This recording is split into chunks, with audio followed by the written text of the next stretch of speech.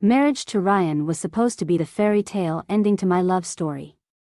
He was charming, ambitious, and carried an aura of confidence that could light up any room. But as the years went by, his charm seemed less about me and more about what he could gain from the world. Ryan's job at Magnus Corp had been the cornerstone of his identity. Climbing the corporate ladder wasn't just a goal for him, it was an obsession. Late nights, weekend meetings, and countless business trips became our norm. At first, I admired his drive. But admiration turned to concern as his ambition started to overshadow everything, including me. One evening, Ryan came home with a gleam in his eyes. "They're considering me for a promotion," he said, unable to hide his excitement.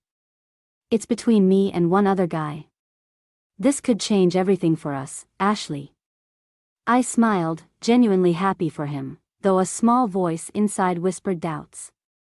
Over the years, I'd learned that Ryan's ambition sometimes led him to make choices I didn't entirely agree with. But I pushed the thought aside. This was a celebration. That night, as we sat on the couch, I nestled into his arms. "I'm so proud of you," I said softly. Ryan kissed the top of my head and whispered, "I couldn't do this without you. You're my rock, Ashley." For a moment, it felt like the man I'd fallen in love with was still there, and I clung to that feeling. A week later, Ryan invited his boss, Mr. Carter, over for dinner. "This is my chance to make an impression," he said, his tone brimming with determination. "I want everything to be perfect." I spent the day preparing a lavish meal and ensuring our home was spotless. When Mr. Carter arrived, he was every bit the intimidating figure Ryan had described. Tall, imposing, and with a sharp gaze that seemed to dissect everything it landed on. Dinner went smoothly until the conversation took a strange turn. "Ryan," Mr. Carter said, swirling his wine glass, "you've shown great potential. But in this business, loyalty and personal connections matter just as much as performance." Ryan nodded eagerly. "Of course, sir. I'm fully committed."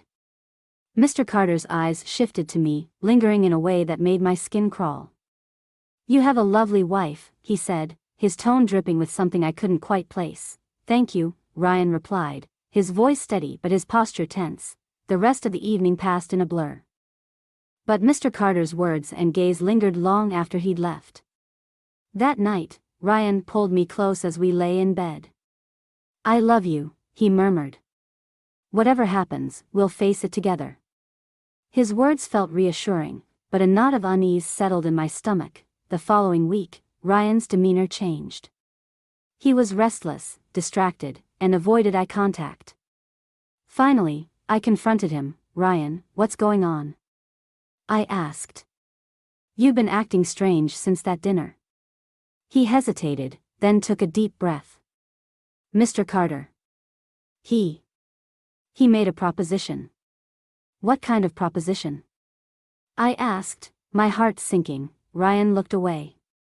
"He implied that if I could offer him something personal, it might secure my promotion." I stared at him, the implication hitting me like a punch to the gut. "You can't be serious." "Ashley, listen," he pleaded. "This promotion is everything. It's not just about me, it's about us. Our future. So, you're considering." I couldn't even finish the sentence. "I don't know what to do," he admitted, his voice cracking. "I'm desperate." That night, I found solace in our bedroom, the place that had always been our sanctuary. Ryan joined me, his expression a mixture of guilt and longing.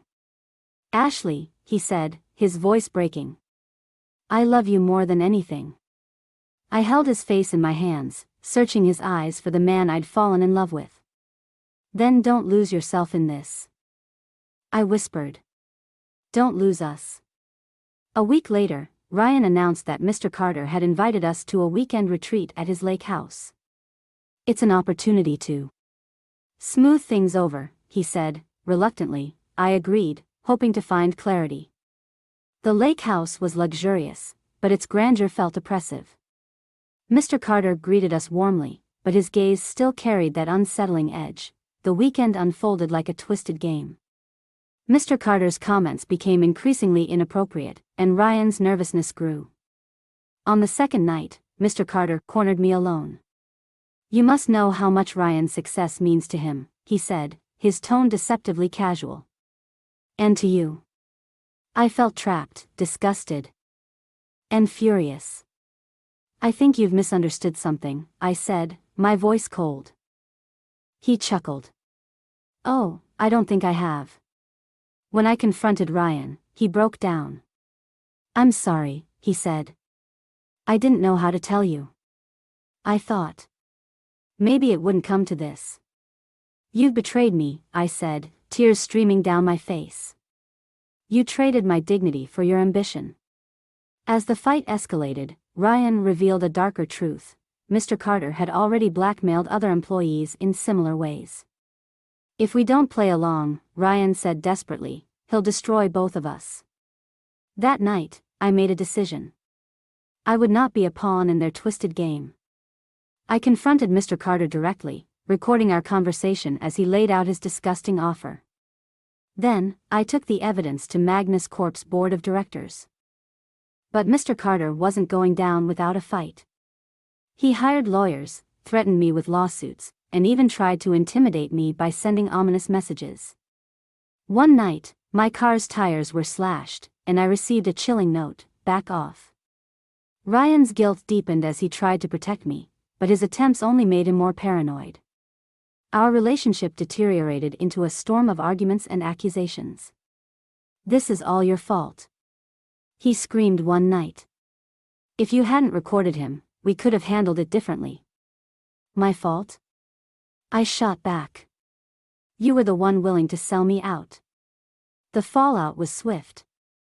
Mr. Carter was fired, and his scandal rocked the company. Ryan's promotion was revoked, and our marriage was left in shambles. But Magnus Corp offered me a settlement in exchange for dropping my complaints, enough to start anew. In the months that followed, I filed for divorce and started therapy to rebuild my sense of self. I'd spent years supporting Ryan's dreams, only to realize he'd never truly valued me. One evening, as I walked through the park near my new apartment, I met someone new. His name was Ethan, and he had a warm smile that melted the icy walls around my heart. He wasn't ambitious in the same way Ryan was. Instead, he valued life's simple joys. We talked for hours, and for the first time in a long time, I felt seen. Ryan reached out several times, begging for forgiveness. But I'd learned my worth. I wasn't an accessory to someone else's success. I was my own person, with my own dreams, and I was determined to chase them. No compromises, no betrayals, no regrets. With Ethan by my side, I finally felt ready to love again, this time on my own terms.